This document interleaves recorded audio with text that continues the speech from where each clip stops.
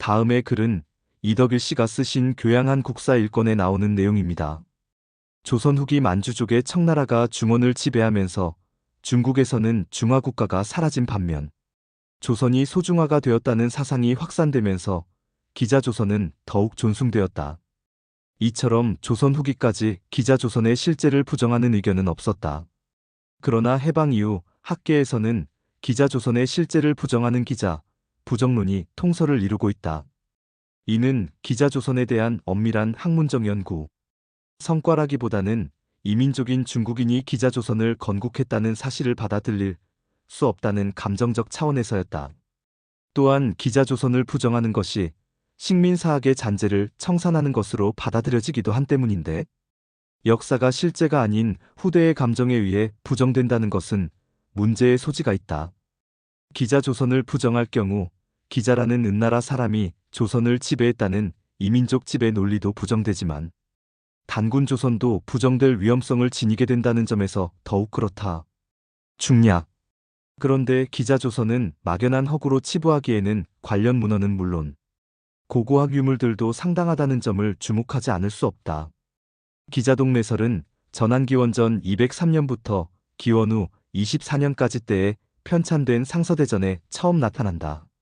기자동매설이 선진시대 기원전 221년 문헌에는 보이지 않다가 한대에 와서 보이는 것을 부정의 근거로 삼기도 하지만 어쨌든 상서대전의 내용을 요약하면 다음과 같다. 글의 내용은 대략 이러할 것입니다. 현재 학계의 통설은 기자조선이 실제했다는 사실에 부정적이라고 합니다. 그런데 기자조선을 부정할 경우 단군조선의 존재 자체도 부정될 위험성이 있어 조심스러운 접근이 필요하다는군요. 또한 기자조선이 부정되는 것은 배타적 민족 감정에 따른 것이며 문헌 자료와 고고학 유물을 바탕으로 다시 연구해 본다면 다른 결론, 즉 기자조선이 실존했다는 결론에 도달할 수도 있다는 것입니다. 정말 안타까운 현실입니다. 이덕일 씨가 이 같은 주장을 하는 것은 물론 본인의 주관적인 판단도 있었겠지만 이 같은 주장을 원하는 다수의 입장을 대변하고자 하는 의도 또한 있는 것으로 보여지기에 더욱 안타깝습니다. 그러나 기자조선이 부정되는 근거는 문헌 자료와 고고학 유물을 바탕으로 한 연구의 결과물이며 결코 배타적인 민족 감정 때문이 아님을 우리는 분명히 알아야 합니다. 길고 복잡한 이야기에는 흥미를 잃으실지도 모르기에 간단하고 직설적으로 말하겠습니다. 우선 기자조선에 등장하는 기자는 조선으로 동래한 것을 입증하기 위해 역사에 등장하는 인물이 아니라는 것입니다. 기자는 은나라 멸망하고 주나라가 역사의 전면에 등장하던 시기의 주나라, 문왕과 무왕의 위대함을 돋보이게 하기 위해 등장하는 마치 양념과도 같은 성격의 인물임을 알아야 합니다. 이처럼 매우 단편적으로 역사에 등장하던 기자가 크게 부각되게 된 것은 바로 중국이 위만조선을 멸망시키고 한사군을 설치하면서 한반도의 중국 지배를 정당화하기 위해 복생이 어떤 근거에서였든 부풀린 기자의 이야기를 바탕으로 우리 민족의 조상으로 자리매김하면서부터임을 우리는 알아야 합니다. 그나마 고고학 유물이라는 것이 어느 정도 기자의 실존 여부를 판가름할 근거가 될 터인데, 문제는 기자의 것으로 추정되는 청동회기 등의 유물이 단지 기자가 살던 당시의 것만 존재할 뿐, 기자 이후 기자를 계승한 것으로 보여지는 추가 유물은 아직까지 발견되지 않았다는 것입니다. 이덕일 씨는 아마도 현재 제야사학계의 입장을 대변하는 대표적인 인물일 터인데, 그렇다면 이덕일 씨와 정반대의 견해를 갖고 있을 것으로 보여지는 송호정 교수의 생각은 어떠할까요? 그러나 문제는 기자조선에 대해서는 제야사학계나 강단사학계나 별 차이가 없다는 점입니다. 다음의 글은 송호정 교수가 쓰신 단군 만들어진 신화에 나오는 내용입니다. 기자동매설 자체는 사실 여부와 관계없이 수백 년 동안 조상들이 사실로 믿어왔다는 점에서 적잖게 의미가 있다. 중략. 앞에서 보았듯이 기자, 전설을 구체적인 사실로 믿기는 어렵다.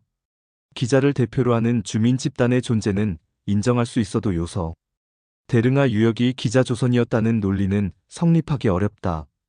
기자조선과 관련하여 언급되는 고죽이나 기자 집단, 영지 등은 대개 은의 유의민이 중심이 된 집단이지만 결국은 토착 융적 문화에 흡수되어 존재했던 것이다. 따라서 복생의 상서대전에 처음 등장하는 주무왕이 은을 이기자 기자가 북쪽으로 향해 조선으로 갔다는 고사는 기자조선의 존재를 입증하는 것이라기보다는 이 광대한 지역에 기후가 존재했고 또 상황조와 밀접한 관계가 있었음을 드러내준다 하겠다. 당시의 역사적 상황을 염두에 두고 조심스럽게 살펴본다면 기자조선에 대한 연구자료가 부족한 한국 상고사에 대한 이해의 폭을 넓혀줄 것이다. 실제로 운주시대에는 수많은 주민은의 유민 또는 산동에 거주했던 동이족들이 고조선으로 이동해왔다. 한마디로 절망스러운 글입니다.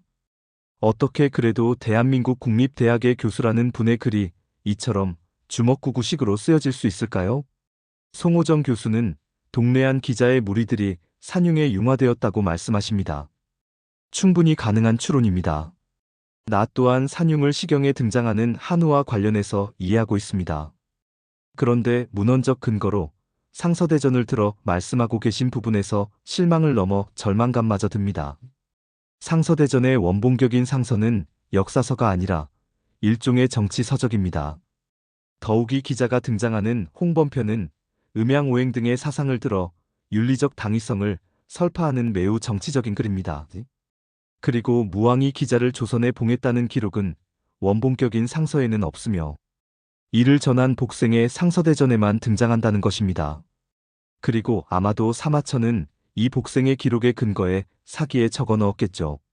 송호정 교수도 이덕일 씨와 마찬가지로 이 같은 글을 원하는 다수의 입장을 대변하고 있다고 봅니다.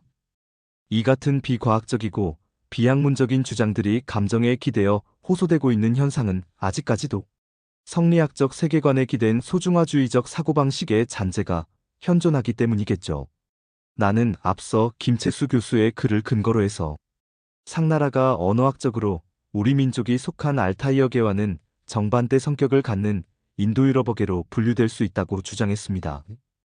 만약 기자가 조선으로 동래하여 우리 민족에게 큰 영향을 주었다면 현재 우리들은 영어처럼 주어 동사 목적어의 어순을 갖는 한국어를 사용하고 있을 것입니다. 즉 나는 당신을 사랑합니다가 아닌 나는 사랑합니다. 당신을 이라고 하고 있겠죠. 한참 후대인 조선시대에 중국의 성리학을 받아들였다고 해서 한참 선대 조상들의 역사를 왜곡하는 것은 성리학의 기본 사상에도 부합하지 않는다고 봅니다.